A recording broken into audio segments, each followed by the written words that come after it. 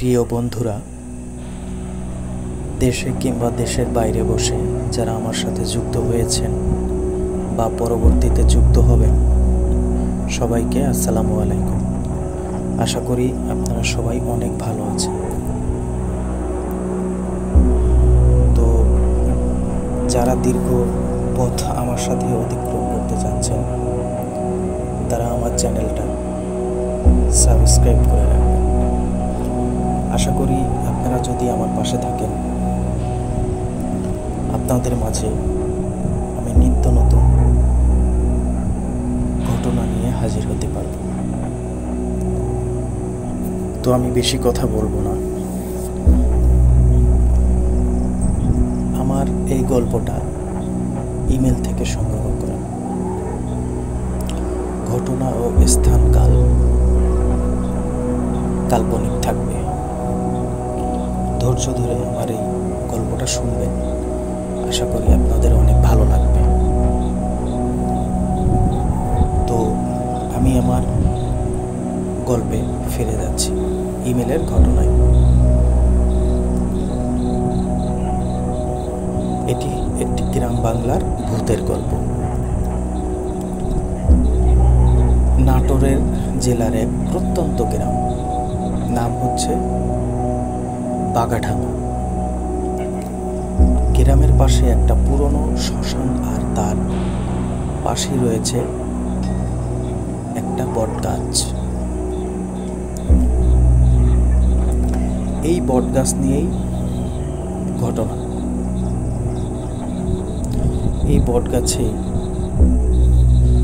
অনেক ঘটনা জড়িত আছে।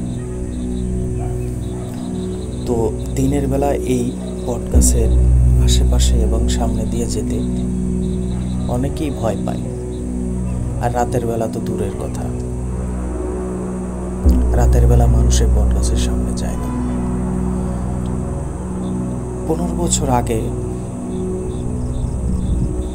ছদ্মনাম বলছি, রাহেল ছিল গ্রামের সবচেয়ে দুষ্ট আর সাহসী ছেলে। একদিন সন্ধ্যাবেলা গ্রামের বয়স্কদের এক আড্ডায় সে শোনে ওই বটগাছের নিচে নিশির বাস। রাত 12টার পর কেউ যদি তার নাম ধরে ডাকে আর সাড়া দেয়, তাহলেই সে নিখোঁজ হয়ে যায়। রাহেলের কৌতূহল চরম শীর্ষে পৌঁছায়। বন্ধু বান্ধবকে সঙ্গে নিয়ে সে ঠিক করে এক রাতে গিয়ে নিশির ডাক শুনবে। সবাই নিষেধ করে, কিন্তু রাহেল শোনে না। এক পূর্ণিমার রাতে হালকা কুয়াশা নামাতেই সে একাই বেরিয়ে পড়ে বটগাছের দিকে। চাঁদের আলোয় গাছটা যেন আরো রহস্যময় মনে হয়। হঠাৎ সে শুনতে পায় রাহেল এক মেয়েলি কাপা গলা। সে ভয় না পেয়ে বলে, কে তুমি? গাছের দিক থেকে উত্তর আসে, আমি নিশি, আসো আমার কাছে। ঠিক তখনই হঠাৎ করে চারদিক অন্ধকার হয়ে যায়, বাতাস বয়ে যায়, আর রাহেল দেখে গাছের ডালে ঝুলে আছে সাদা শাড়ি পরা এক নারী। চোখে আগুনের মতো জ্বলজ্বল আলো। পরদিন সকালে গ্রামের লোকজন বটগাছের নিচে রাহেলের জুতো আর তার গলায় লকেটটা খুঁজে পায়, কিন্তু ছেলেটার আর কোনো খোঁজ পাওয়া যায় না। আজও রাত 12টার পর বাঘাডাঙ্গার কেউ সেই পথে যায় না। মাঝে মাঝে শোনা যায় বটগাছের ডাল থেকে কেউ ফিস ফিস করে ডাকে, রাহেল রাহেল। এভাবেই এই গল্পটার শেষ হয়ে যায়, কিন্তু এর রহস্য আজও কেউ বের করতে পারেনি। ধন্যবাদ সবাইকে সঙ্গে থাকার জন্য।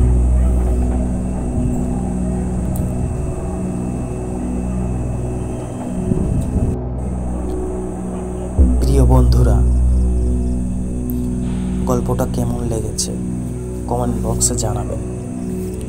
তো এখন আমি একটা বর্তমান যুগে এসেও এমন একটা গল্প আমার কাছে খুব ভালো লেগেছে। এই গল্পটা এক ভাই আমাকে ইমেল করেছে। তো আশা করি এই গল্পটা মন দিয়ে শুনবেন, অনেক ভালো লাগবে।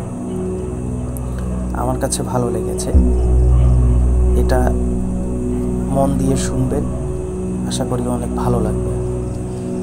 তো আমি মূল গল্পে ফিরে যাই। গল্পটার নাম হচ্ছে পাসওয়ার্ড।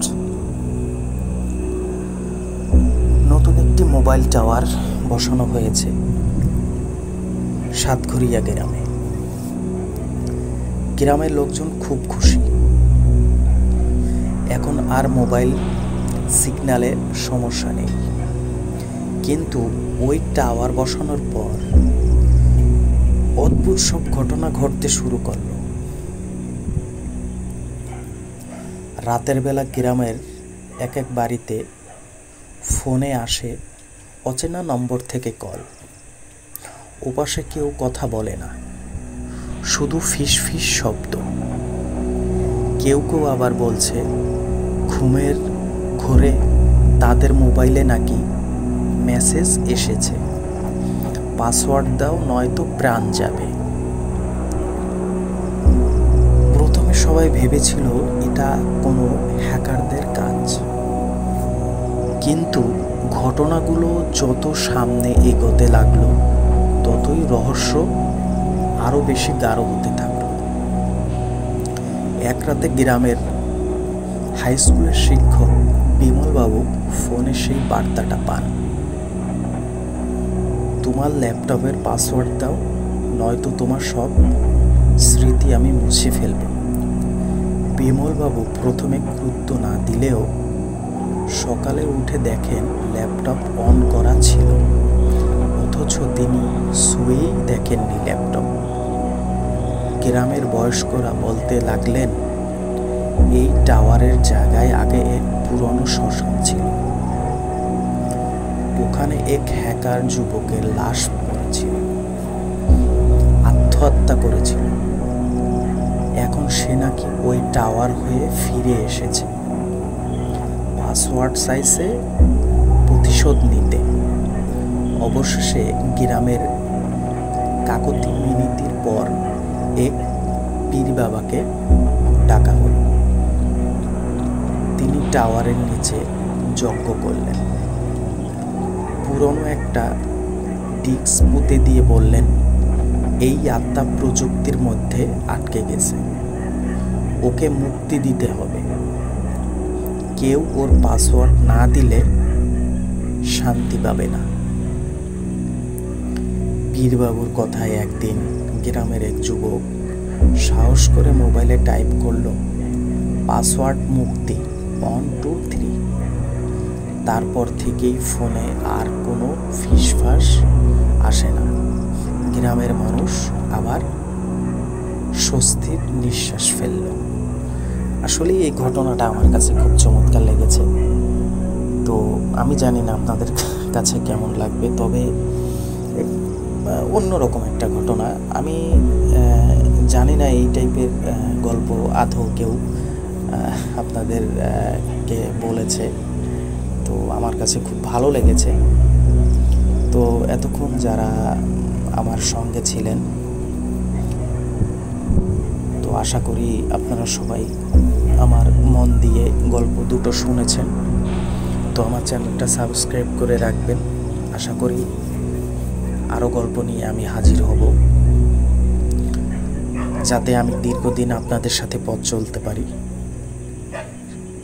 সেই জন্য আমার চ্যানেলটা সাবস্ক্রাইব করে রাখবেন। ধন্যবাদ, ভালো থাকবেন।